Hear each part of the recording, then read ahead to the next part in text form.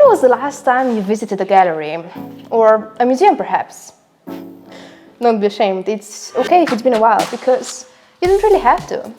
Art is all around us, and a giant building full of historic and modern works of art isn't the only way to enjoy it. Sometimes you only have to look around and Paintarailing.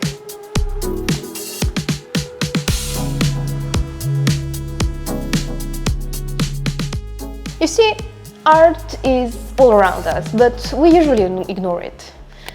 This railing, for example, is something you could walk by every day and not pay attention to it. There's nothing fascinating or impeccably artistic about it. Well, a couple of artists proved this to be wrong. Let's meet them. Being a professional artist isn't always the easiest career. People will always try to tell you it's pointless, and I also got myself a fair share of that. My parents weren't too thrilled that I fancied a career as a painter, but I'm glad I have persisted. I was pretty young when I came to that formidable decision, around 15. Art has given me a way of connecting with myself and people around me, and an outlet for expressing my thoughts and feelings. Everyone should find something that lets them do what art has enabled me to do.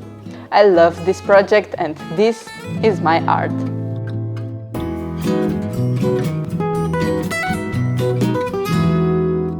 Art is incredibly personal. What you might see as nothing but frantically putting paint on canvas might be someone's life story.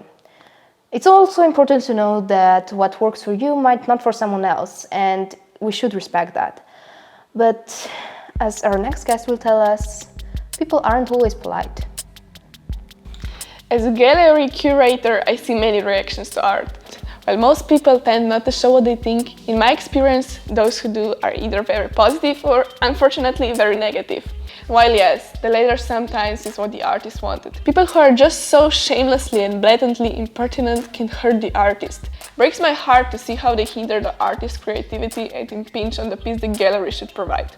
Just because somebody who probably only went with a friend wanted to go on a rigmarole about why he thinks modern art is ruining the world. But to end with at least some optimism, there are always friendly people whose critique is constructive and sincere, and I love showing my art to them. As for that railing, here is what I have created.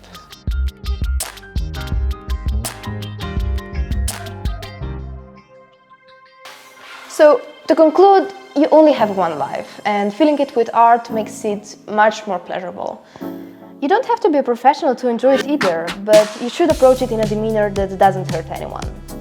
So, don't forget to smell the roses, visit a gallery, or perhaps paint railing.